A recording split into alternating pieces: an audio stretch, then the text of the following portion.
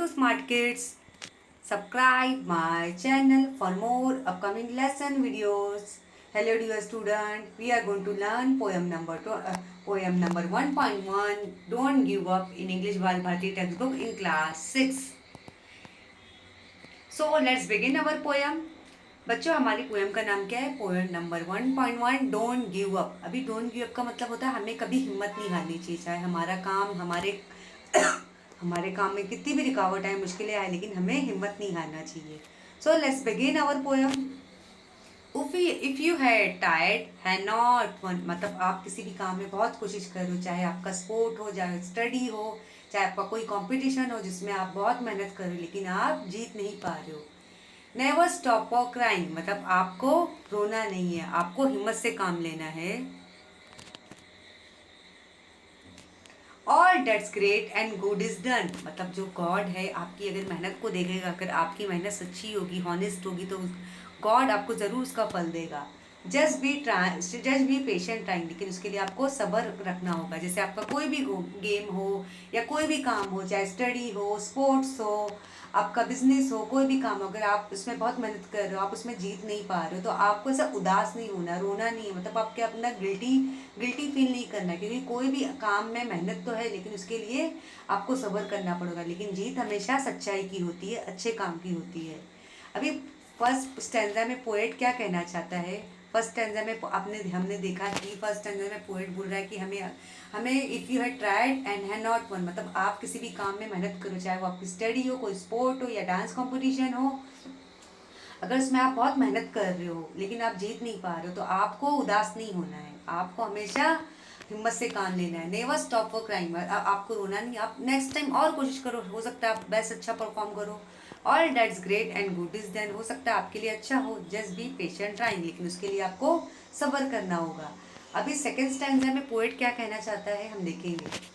दो young birds is flying fall still their wings grow stronger. अभी आपने देखा होगा ऐसे बहुत सारे यंग बर्ड्स होते हैं, जो यंग बर्ड्स परिंदे होते हैं वो भी हवाओं में उड़ते लेकिन कभी कभी वो गिर भी जाते हैं, लेकिन वो हिम्मत, अगर वो एक बार ज़मीन पे गिरते तो क्या उड़ना छोड़ देते हैं? अगर हम किसी भी काम में फेल हो गए, जैसे स्पोर्ट्स हो गया, या आपका डांस कंपटीशन हो गया, या आपका ड्राइंग कंपटीशन हो गया, या चाहे आपका स्टडी हो गया, अगर आप उसमें कोई सब्जेक्ट में फेल हो गए तो आपको उदास रोना नहीं है, आपको उसमें मेहनत करना है. मेहनत करके आपको उस कंपटीशन में मतलब उस काम में आपको जीत करके दिखाना है. जैसे सपोज एग्जांपल, अगर पढ़ाई में कोई सी सब्जेक्ट, मैथ्स सब्जेक्ट में आप फेल हो जाते हो, तो आपको मैथ्स सब्जेक्ट में मेहनत करना है. चाहे आपका कोई स्पोर्ट में आप अगर से हार जाते हो, या कोई डांस कंपटीशन में आप हार जाते हो, तो आपको उदास नहीं होना है, आपको मतलब वापस से अच्छी प्रैक्टिस करके वापस से उस कंपटीशन में पार्टिसिपेट करना है.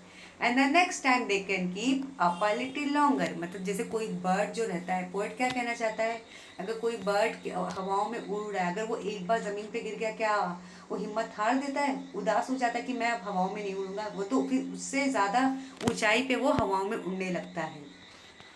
अभी थर्ड स्टैंडर्ड में देखेंगे कि पोएट क्या कहना चाहता है. We'll see that.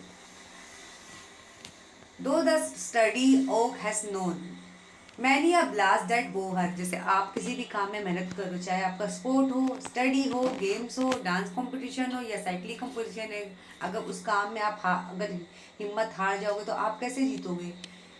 She has risen again and grown loftier and prouder, मतलब लॉफ्टियर एंड प्राउडर.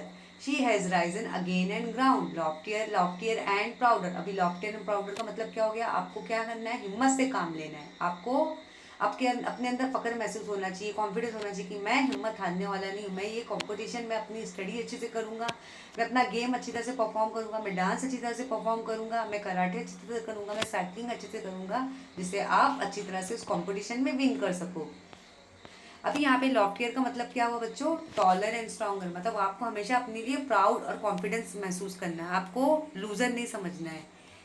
अभी अभी हमने थर्ड स्टैंडर्ड देख लिया. अभी फोर्थ स्टैंडर्ड में पोएट क्या कहना चाहता है? If it is easy work you beat who the more will prize you. अगर आप किसी को मात दे देते हो, आप किसी गेम में किसी को मात दे देते हो, चाहे वो आपका डांस कंपटीशन हो या चेस हो या साइकिलिंग हो, रनिंग हो या क्रिकेट हो, लेकिन आपको उसमें उसको हराना है, गेनिंग विक्टरी फ्रॉम डिफीट, मतलब जीत हार के बात ही होती है। अगर आप किसी गेम में हार जा रहे हो या किसी पढ़ाई में हार जा रहे हो, तो आपको हारने के बाद आपको जीत ज़रूर मिलेगी। That is the test tries you, that is the test that tries you, मतलब ये जो आपका इम्तिहान है, जो आपकी किसी भी मोड़ पे आएगा, किसी की भी ज़िंदगी के आपके लाइफ के मोमेंट में, चाहे वो आपका स्टडी का पार्ट हो, चाहे कॉम्पिटिशन डांस कॉम्पिटिशन हो, चाहे साइकिलिंग हो या कोई स्पोर्ट का गेम हो, आपको हिम्मत नहीं आनी, आपको डट का मुकाबला करना है और आपको जीत के दिखाना है। इस पोयम के पोएट कौन है हम देखेंगे। इस पोयम के पोएट कैरी ने, उन्होंने बहुत अच्छा पोयम लिखा है। तो shall we read this poem one more time, so let's read 1.1. Don't give up. If you have tried and not won, never stop for crying. All that's great and good is done. Just be patient trying. Though young birds flying fall, still their wings grow stronger. And the next time they can keep up a little longer. Though the sturdy oak has known many a blast that bore her, she has risen again and grown lofter and prouder. If it is easy work you beat, who the more will prize you. Gaining victory from defeat, that is the test prize you.